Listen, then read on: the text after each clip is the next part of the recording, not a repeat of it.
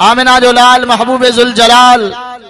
अहमद मुस्तफा मोहम्मद मुस्तफा सब चो सल्लल्लाहु अलैहि वसल्लम अल्लाह ताला पंहिंजे महबूब नबी के पूरी कायनात पूरे जहान जे लाइ रहमत वारो करे मोकिलियो। सब चो सुभान अल्लाह। हर नबी के अल्लाह रहमत अता कई, हर नबी के अल्लाह रहमत वारो करे मोकिलियो। पोइ कंहिंखे मोहल्ले जी, कंहिंखे बस्ती जी रहमत, कंहिंखे बुक रहमत। तव्हां असांखे जेको नबी मिलियो उहो रहमत लिल आलमीन नबी मिलियो। पंहिंजनि लाइ त रहमत, परावनि जे लाइ बि रहमत, मुस्लमाननि जे लाइ त रहमत, काफ़रनि जे लाइ बि रहमत, पंहिंजनि शागिर्दनि जे लाइ त रहमत, ऐं जेको सॼो ॾींहुं गंद गारियूं कढंदा हुआ उन्हनि जे लाइ बि रहमत।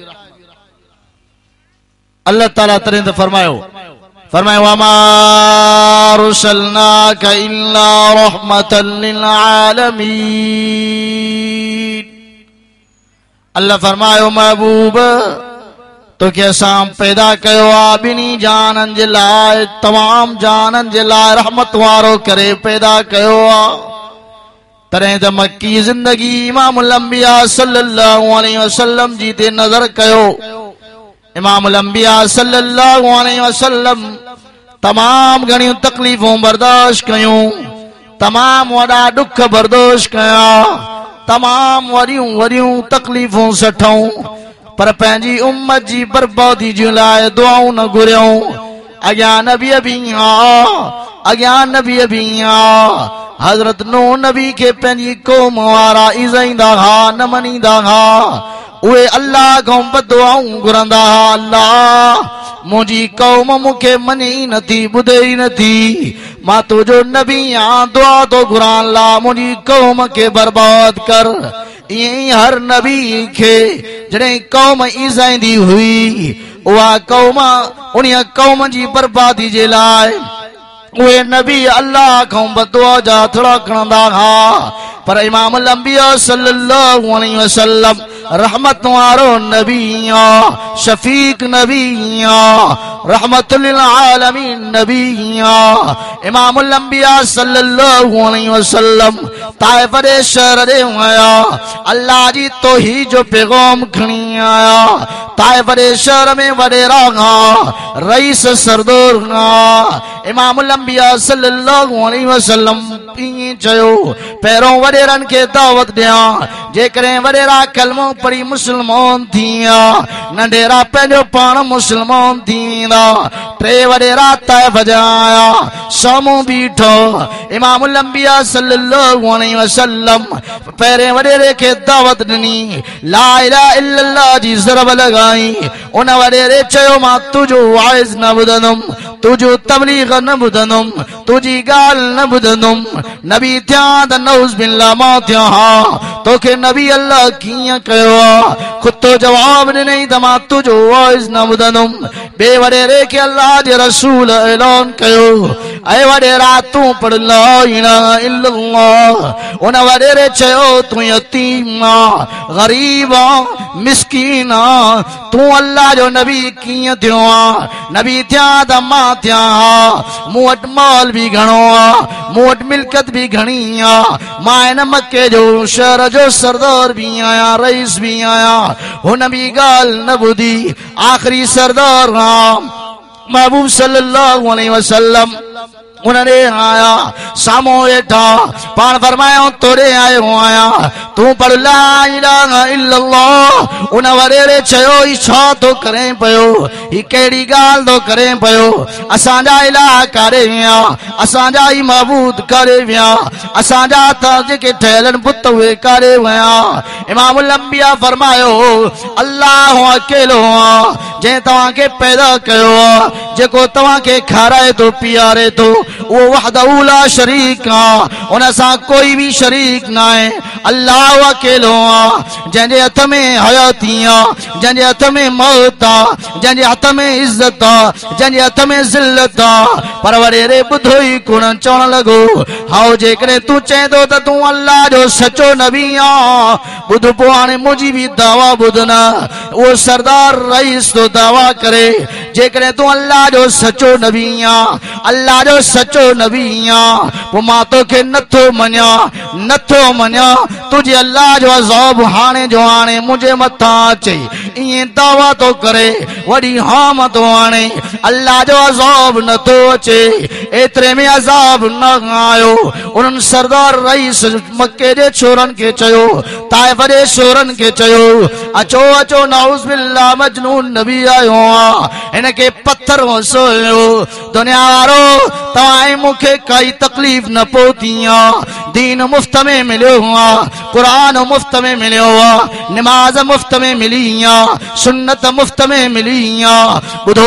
पंहिंजे महबूब नबी सल्लल्लाहु अलैहि वसल्लम उन ॾिठो ॾिसो त सही दीन लाइ केतिरी तकलीफ़ूं बर्दाश्त कयूं ताइफ जे शोरन मोहम्मद पाक सल्लल्लाहु अलैहि वसल्लम के कहीं लठ आई आ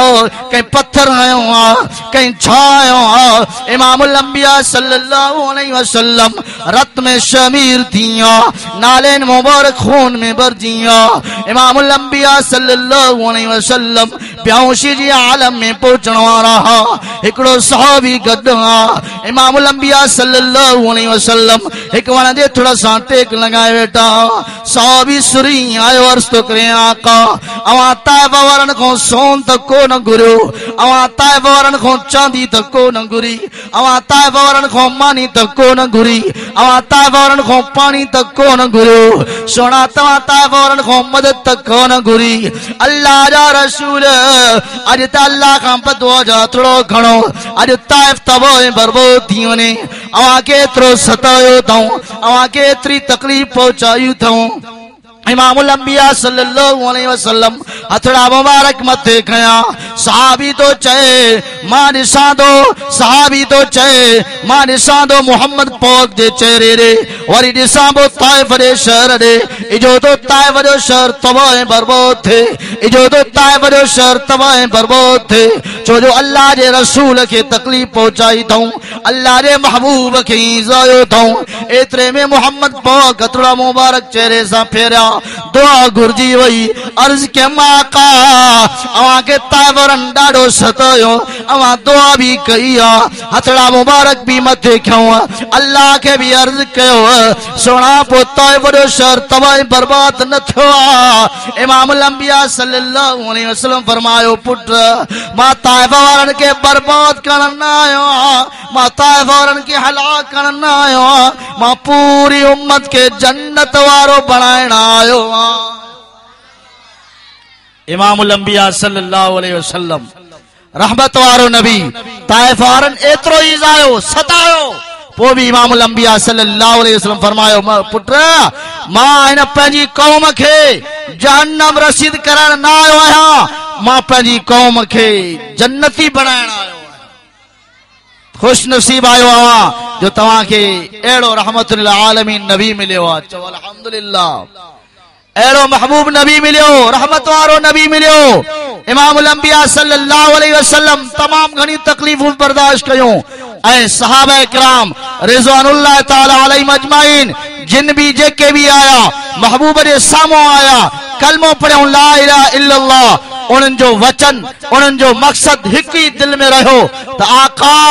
असां कलमो पढ़ियो तसे बच्चा ॿार छॾे आया तसे घर तड़ छॾे आया तसे महबूबा असांजी दिल थी चए बस आखिरी तमन्ना है जॾहिं असांजो सिर कलम थे असांजो रूह परवास थे तो महबूब जे कदमन में थे ये महबूब जी वफा हुई महबूब जी रहमत हुई तो सहाबा भी अहिड़ा मिलिया चो सुभान अल्लाह महबूब जी रहमत अहिड़ी तो सहाबा भी अहिड़ा महबूब जी रहमत कुशादी सहाबा भी भला मिलिया महबूब जी शफकत भली तो सहाबा भी वफादार मिलिया सहाबा भी वफादार मिलिया सहाबा भी वफादार मिलिया सहाबिन भी घणी तकलीफ़ूं बर्दाश्त कयूं अज अवां खे ॿ चार ॻाल्हियूं सहाबा जे शान में ऐं ॿ चार ॻाल्हियूं अहलबैत जे शान में ॿुधाइबियूं मूड आहे जिन जो मूड आहे भई हथ मथे कनि माशाअल्लाह अञा जलसो हाणे शुरुआत थी आहे अञा हज़रत मौलाना रोशनदीन साहब वेठा आहिनि ऐं मौलाना अब्दुल हमीद लंडू साहब उहो तव्हांजा पगर गढ़ंदो अल्लाह जी महिरबानी सां उलमाए किराम जंग जर हली रहिया आहिनि घुमी रहिया आहिनि इहो इन जे करे कल क़यामत जो ॾींहुं थींदो अल्लाह जहन्नम में टोलनि जा टोला मोकिलींदो जन्नत में टोलनि जा टोला मोकिलींदो ऐं उन्हनि खां पुछंदो जेके जहन्नम में वेंदा उन्हनि खां पुछंदो ॿुधायो तव्हां वटि के मां रब जी तौहीद ॿुधाइण आया हा मां रब जो भउ ॿुधाइण आया हा जहन्नम जो भउ ॿुधाइण आया हा जन्नत जी ख़ुशख़बरी ॿुधाइण आया हा पोइ सभई चवंदा यक तरफ़ आवाज़ थी करे चवंदा हाओ मौला असां ने आया हा पर असां हिक कन खां ॿुधोसीं ॿी कन खां कढी छॾियोसीं अल्लाह चवंदो हाणे उन्हनि जो कसूर न आहे कसूर तव्हांजो ये तबलीग जमात वारा भी हर जाए ते पहुंचंदा आहिनि अल्लाह जी मेहरबानी सां हाणे त अहिड़ो दौर आहे जो हर मोहल्ले में हर इलाइके में हर ॻोठ में अल्लाह जी घर मस्जिद ऐं उन सां गॾोगॾु अल्लाह जे रसूल जो घर मदरसो भी क़ाइम आहे हाँ साहब इकराम रिज़वानुल्लाह ताला अलैहिम अजमईन हुजूर सल्लल्लाहु अलैहि वसल्लम जा परवाना दीवाना अहिड़ा जिन तकलीफ़ूं बर्दाश्त कयूं दुख ॾिठा इमाम अंबिया सल्लल्लाहु अलैहि वसल्लम जो सहाबी पोड़ो अबू बकर सिद्दीक ॾाढा जो सुभान अल्लाह पोड़ो अबू बकर सिद्दीक बाजार में आयो हजरत बिलाल साईं रज़ी अल्लाह ताला नु मिलियो इमाम अंबिया सल्लल्लाहु अलैहि वसल्लम जो यार पोड़ो अबू बकर सिद्दीक तो चे बिलाल जी अबू बकर चे कारे दो वने चे मां पंहिंजे औका जो सौदो दो वठण वञा मां उमय्य बिन खल्फ जो जेको आया गुलाम आया अबू बकर सिद्दीक चयो ए बिलाल कॾहिं असांजी बाज़ार मां बि त सौदो वठण अच ॾाढा जो सुभान अल्लाह अबू बकर सिद्दीक चयो बिलाल कॾहिं असांजी बाज़ार मां बि सौदो वठण अच हज़रत बिलाल अर्ज़ कयो अबू बकर सिद्दीक वांजी बाज़ार में छा मिलंदो हज़रत पोड़े अबू बकर सिद्दीक चयो बिलाल असांजी बाज़ार में जन्नत मिलंदई छा मिलंदी जन्नत मिलंदी पढ़ंदे ला इलाहा इल्लल्लाह मुहम्मदुर रसूलुल्लाह पोड़े अबू बकर सिद्दीक चयो कलमो पढ़ंदो वेंदे ऐं तुझे लाइ जन्नत जो फैसलो थींदो वेंदो हज़रत बिलाल चयो हाओ तव्हांजी बाज़ार में जन्नत मिलंदी पोड़े अबू बकर सिद्दीक चयो हाओ असांजी बाज़ार में तोखे जन्नत मिलंदी उहो बिलाल साईं वापस मोटी आयो ऐं अची करे पंहिंजे गुलाम पंहिंजे आका खे चयईं त ही तूं वठ सौदो पैसा वठ मां ॿी बाज़ार मां तो सौदो ख़रीद करे अचां बिलाल साईं निकतो आहे ॿाहिर पोड़े अबू बकर सिद्दीक सां गॾु आका सल्लल्लाहु अलैहि वसल्लम जे आॾो वेठा अबू बकर सिद्दीक से सोने फरमायो अबू बकर जी आका केर वठी आयो आहे सोना बिलाल तो सोने फरमायो अबू बकर बिलाल छाजे लाइ वठी आयो आहे चे साईं ही सौदो वठण आयो आहे जन्नत ख़रीद करण आयो आहे हिनखे कलमो पढ़ायो इमाम अंबिया फरमायो बिलाल कलमो पढ़ंदे जी आका कलमो ही पढ़ण आयो आहे हाँ सोने फरमायो बिलाल कलमे खां पोइ मार मिलंदई कलमे खां पोइ तकलीफ़ूं मिलंदई कलमे पढ़ण खां बाद में ॾाढी तकलीफ़ पहुचंदई बर्दाश्त कंदे सोना तव्हां कलमो पढ़ायो बिलाल तकलीफ़ूं बर्दाश्त करण जे लाइ त आयो आहे सोने कलमो पढ़ायो जो सुभान अल्लाह जेको शख्स कलमो ॿुधे मोहम्मद पाक सल्लल्लाहु अलैहि वसल्लम जी ज़बान मुबारक खां जो उन जो ईमान ताज़ो न हूंदो त ॿियो छा हूंदो पोड़े अबू बकर सिद्दीक वेठो आहे सोने बिलाल कलमो पढ़ियो आहे मुसलमान थियो आहे वापस आयो उमय्य बिन खल्फ चए तो बिलाल तूं ॾाढी देर कई कारे वियो आहीं बिलाल चयो आका मां ॿी बाज़ार मां सौदो वठण वियो उमय्य चयो कहिड़ो सौदो वठण वियो आहीं जिन ला इलाहा इल्लल्लाह उमय्य जे साम्हूं जीअं जो कलमो पढ़े त उमय्य जा और बि सणी विया उमय्य कावड़जी वियो जज़्बात में अची वियो बिलाल तूं नौकर मुंहिंजो आहे गुलाम मुंहिंजो आहे मानी मुझे दर जी खाइंदो रांदो मुझे दर ते टुकुर मुझे दर जो खाइंदो पानी मुझे दर जो पींदो बिलाल वरी कलमो मोहम्मद पाक जो पढ़ी आयो बिलाल तोखे इन जो अंजाम जी ख़बर ना है इन अंत जी ख़बर ना है तो तोसां छो थींदो बिलाल चवण लॻो उमैया सब कुछ सोचे समझी पो त कलमो पढ़ियो उमैया पंहिंजे माण्हुनि खे चयो जल्दी कयो बिलाल खे त तलवारी ते सुमायो ॿुधो जतो ई मोहल्ले जा मुसलमानो कलमे वारो हज़रत बिलाल साईं रज़ी अल्लाह ताला अन्हु खे त तलवारी ते सुमायो आयो सारो ॾींहुं त तलवारी ते सुतो पियो मथां वज़नी पत्थर पियो उमई शाम जो आयो मथां बिलाल अॼु मां तुझे साम्हूं आयो अञा भी मौक़ो थी कलमो छॾ असां वारो दीन अपनाए बिलाल चए थो मां कॾहिं भी कलमो न छॾींदुमि कलमो पढ़ियो थम त मर्द मरी वेंदुमि गबा गबा थी वेंदुमि ज़रा ज़रा थी वेंदुमि मोहम्मद जो कलमो न छॾींदुमि ॿियो ॾींहुं थियो वरी टाननि ते सुमायो आयो टाननि जे मथां बिलाल साईं खे सुतायो आयो मथां वज़नी पत्थर रखियो आयो एतिरो वज़नी पत्थर रखियो आयो बिलाल जे जिस्म मां रतो ऐं पोइ हली रही हुई जंहिंजे करे टाना भी सौंधी रहिया अचानक मोहम्मद मुस्तफा सल्लल्लाहु अलैहि वसल्लम मथां आया महबूब जो ॾिठो अल्लाह अकबर कबीरा ही त मुंहिंजो बिलाल जंहिं ताज़ो ताज़ो कलमो पढ़ियो मथां बीठा पाण फरमाईंदा बिलाल जी आका बिलाल झलियो मां कलमो न पढ़ जाए तकलीफ़ ईंदई सुणा तकलीफ़ त बर्दाश्त करण लाइ मां अॼु टाननि ते सुम्हियो पियो महबूब सल्लल्लाहु अलैहि वसल्लम यकीन मां नारा अर्श ते नज़रूं खजी वयूं वाह रब तुझी कुदरत तां कुर्बान वञा मुंहिंजे यारनि खे एतिरी तकलीफ़ तुझा काफ़र वञी बंगलनि में सुम्हिया पिया अथई तुझा जेके बेदीन आहिनि उहे बंगलनि में सुम्हिया पिया आहिनि मुंहिंजो गुलाम जे कलमो पढ़ियो टाननि ते सुम्हियो पियो अल्लाह तुझी कुदरत तां कुर्बान वञा तू राज़ी त मां मोहम्मद भी राज़ी एतिरे में सारो ॾींहुं गुज़री वियो बिलाल टाननि ते सुम्हियो पियो वरी ॿियो ॾींहुं थियो मके जे शोरनि बिलाल खे ॻीची में रसो विझी करे मके जे गिटनि में घुमायो अथऊं गिलनि था पिया को मुका थो आणे को पत्थर थो आणे को चौपलियूं थो आणे इमामुल अंबिया सल्लल्लाहु अलैहि वसल्लम सहाबा किराम रिज़वानुल्लाह ताला अलैहिम अजमईन जी कचहरी में वेठा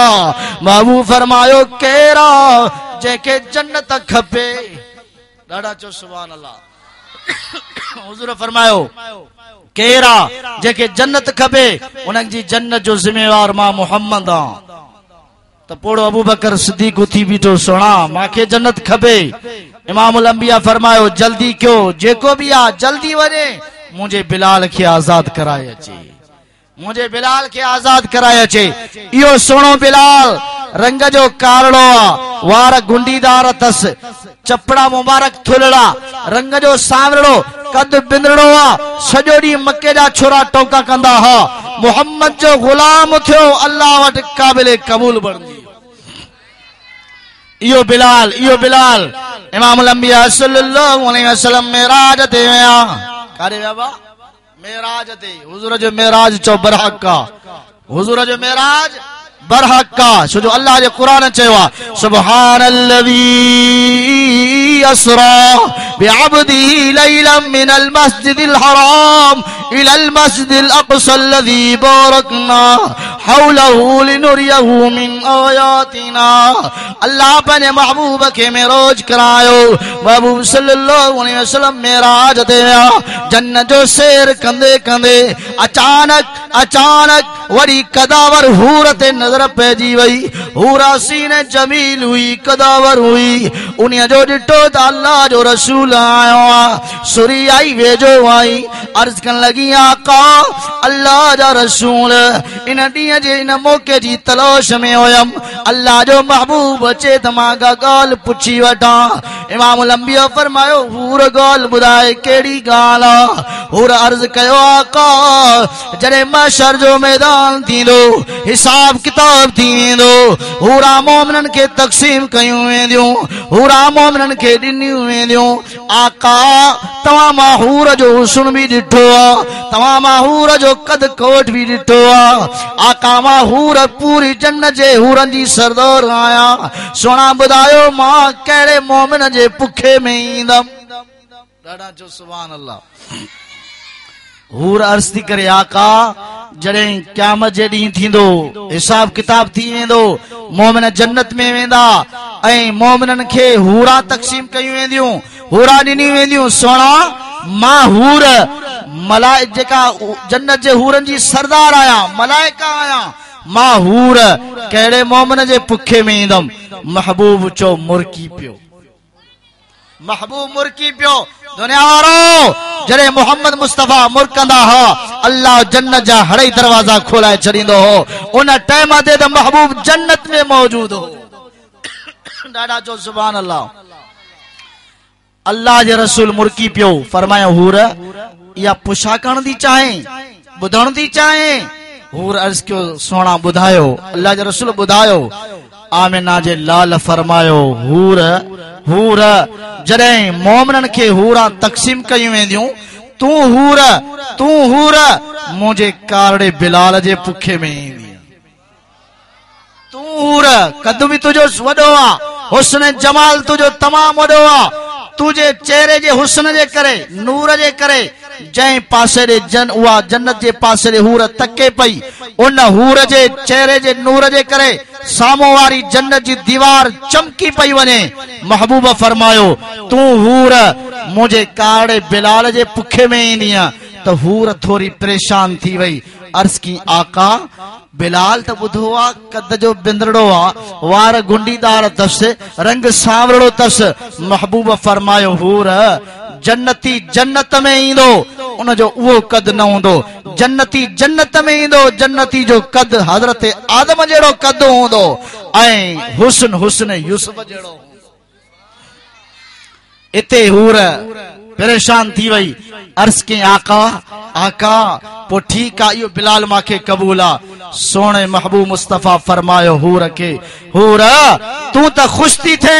पर मां मोहम्मद खे शक आहे तुंहिंजा नाज़ नखरा ॾिसी करे मुंहिंजो कारड़ो बिलाल तोखे क़बूल करे अलाए न करे।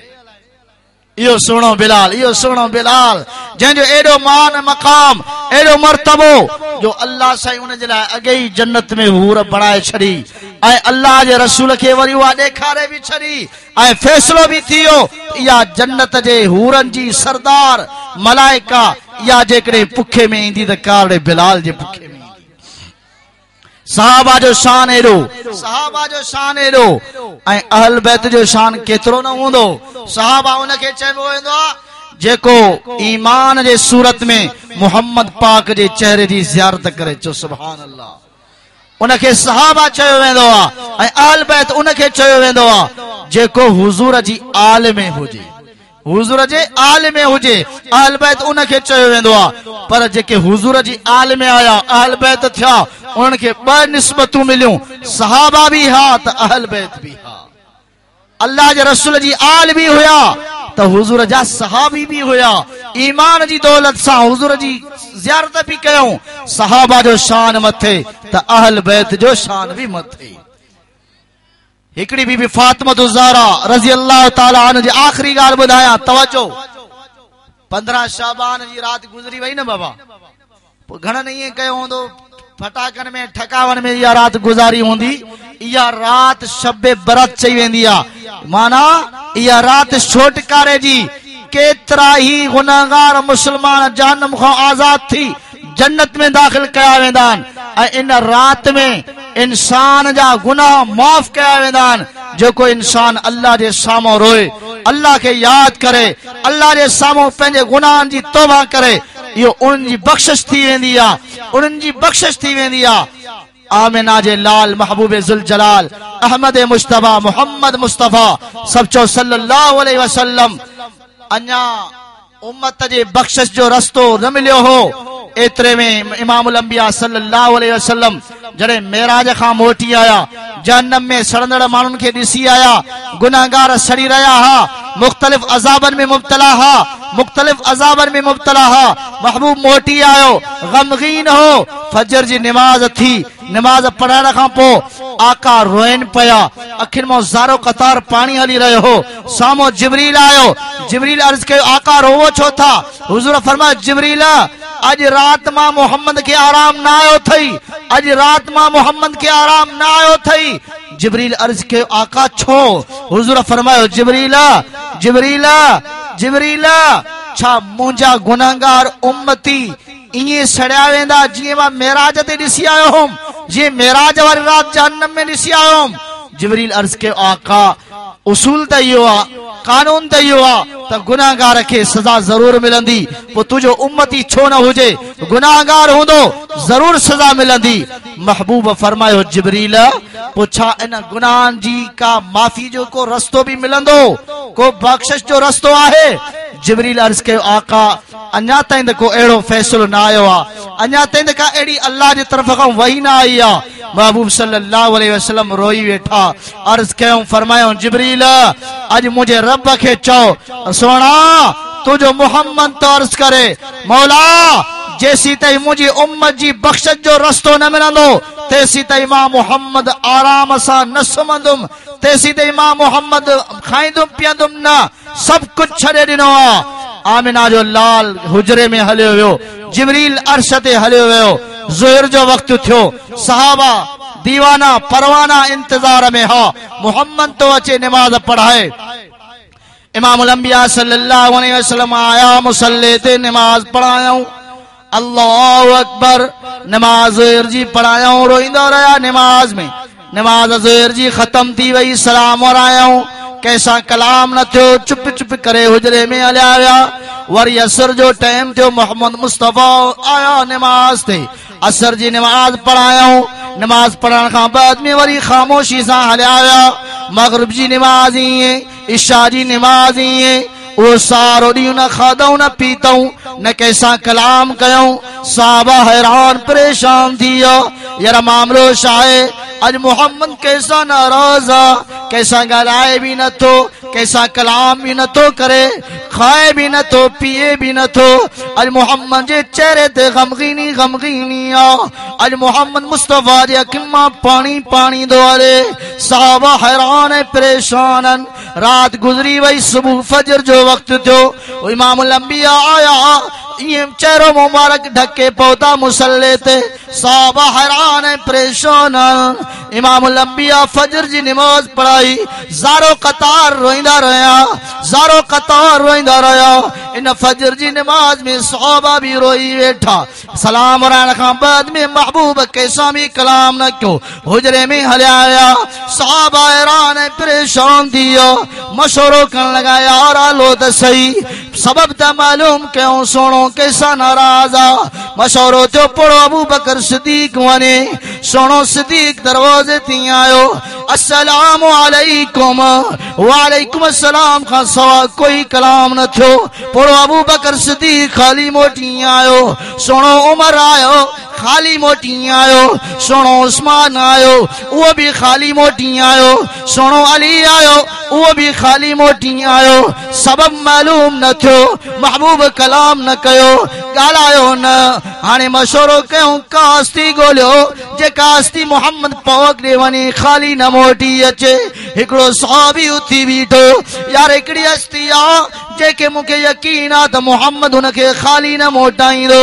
साहबा हैरान परेशान वारो कर बुधाए केड़ी हस्ती आ उन चयो उहा हस्ती बीबी फातिमा ज़हरा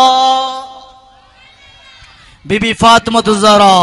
साहब इनचो जल्दी क्यों सोने अली के फरमाया अर्ज क्यों अली पंहिंजी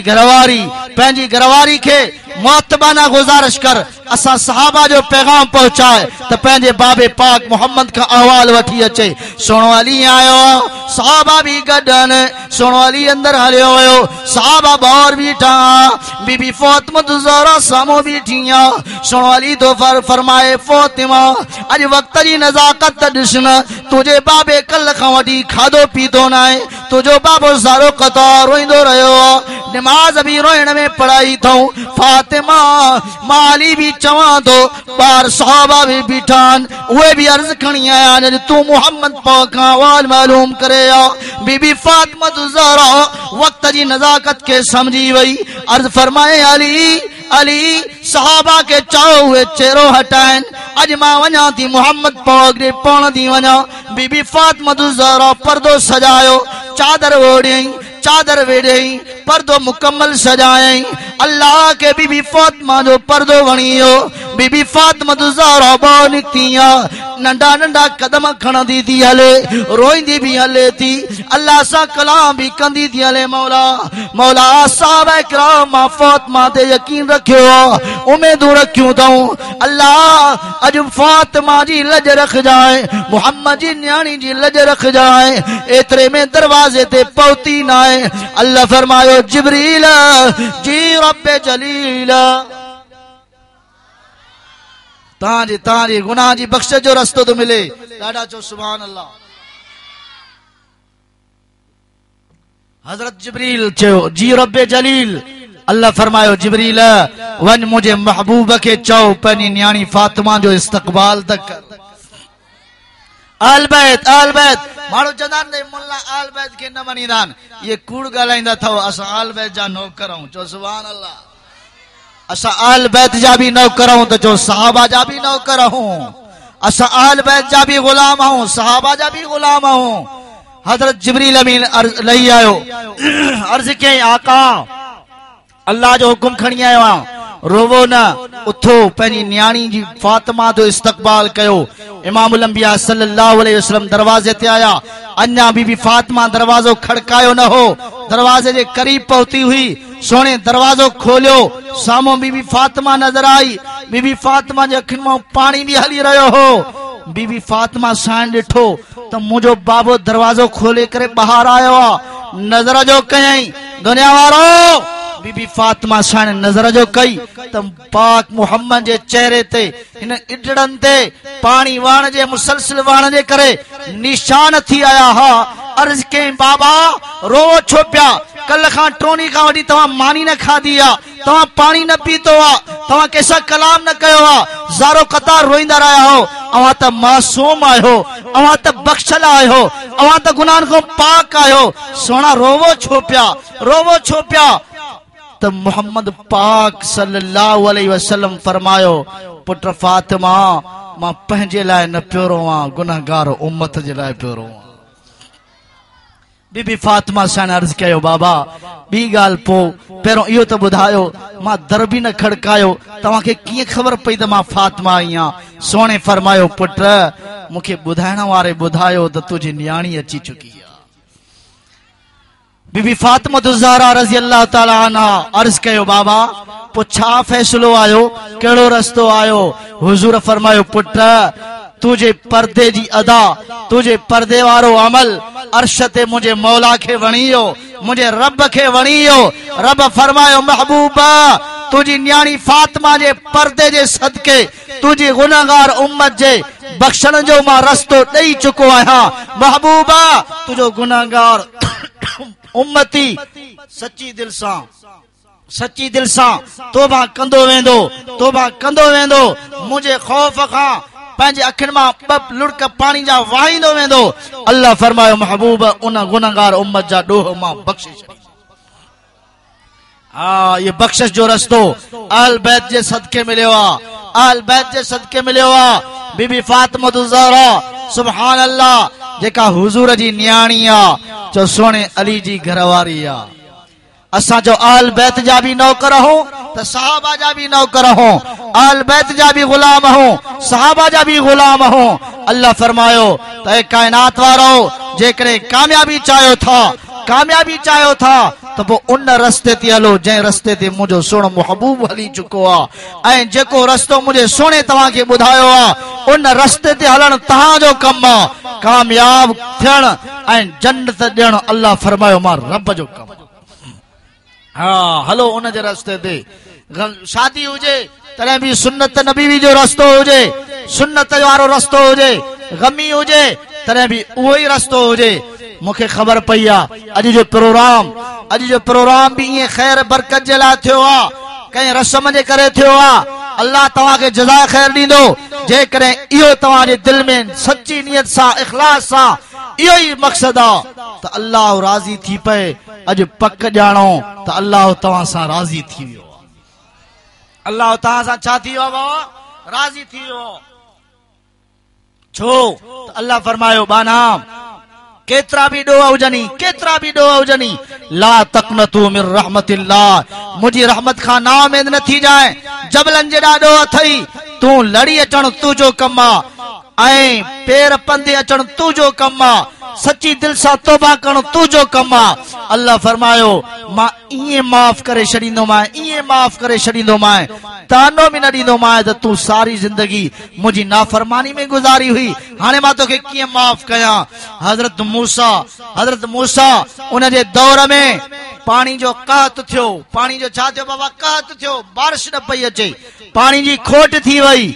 माण्हू भी उन पिया मरन, जानवर भी उन पिया मरन। एतरे में हजरत मूसा जी कौम वारा आया। हजरत मूसा के अर्ज कयूं अल्लाह जो नबी आ, अल्लाह खां दुआ त घुर, अज अल्लाह राजी थी पे, रब मींह वसाए, बारिश वसाए, को पानी जी खोट खत्म थी वने। हजरत मूसा नबी चयो जल्दी क्यों पो सुभाणे सब गड थियो, सबई गड थियो फिलाणे मैदान ते, वडा भी हुजन, नंढा भी हुजन, जवान भी हुजन, पोड़ा भी हुजन, मासूम बारड़ा भी खणी अचजो। अल्लाह कंहिंजी न कंहिंजी ॿुधंदो। ॿियो ॾींहुं थियो, मैदान में सारा गॾनि, पोड़ा भी आया, नौजवान भी आया, वॾड़ा भी आया, मासूम भी आया।